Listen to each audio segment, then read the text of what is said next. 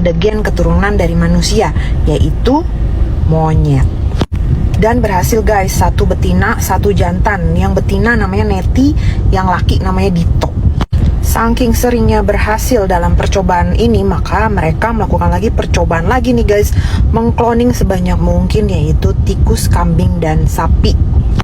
Karena faktor keberhasilan mereka dan mereka disupport penuh oleh sang penguasa dunia, maka pada tanggal 31 Mei 1997 mereka mendirikan perusahaan guys.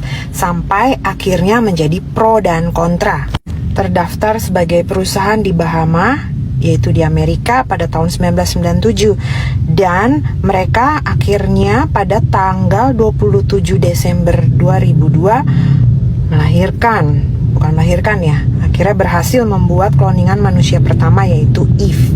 Makanya disebutnya Clonite Eve, karena dari perusahaan Clonite ini berhasil membuat manusia pertama hasil kloningan.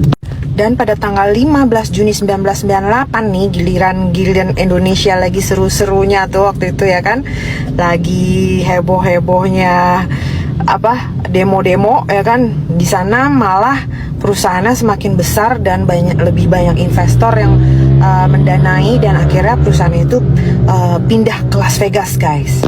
Gilanya lagi, mereka bekerja sama dengan salah satu universitas di Texas untuk mengkloning anjing yang namanya Missy.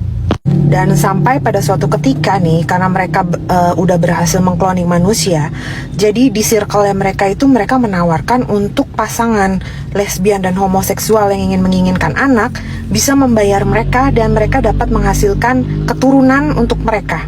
Ibaratnya nih, lo kalau ada duit bayar kita, gue bisa nih bikinin lo anak hasil kloningan sesuai yang lo mau. Sampai pada akhirnya Claude Vorilhon ya, dia adalah seorang pemimpin sekte, ilmuwan, dan juga orang pintar guys. Dia pada tahun 2000 tanggal 21 September di Montreal, dia mengumumkan ke orang-orang kaya, siapa yang berani bayar, kita berani untuk mengkloning gitu. Akhirnya ada satu orang kaya nih guys, ya, dia berani bayar 1.500.000 US dollar.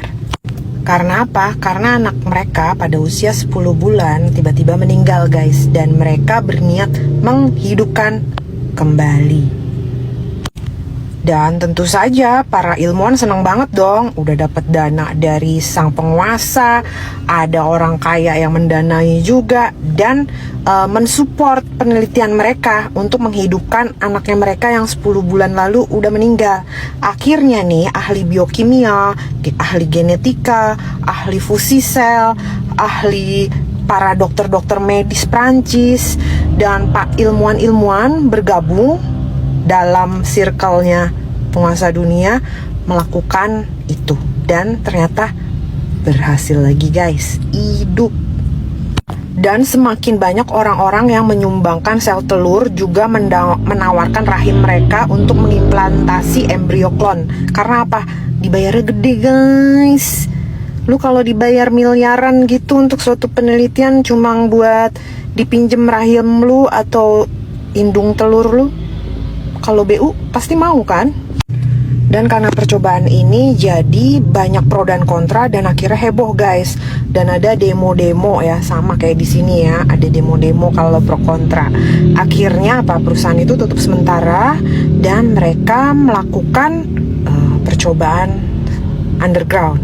Jadi ibaratnya sekarang udah nggak dipublish lagi nih guys. Tetapi terbukti nyata mereka sudah menghasilkan puluhan ribu guys untuk masa depan.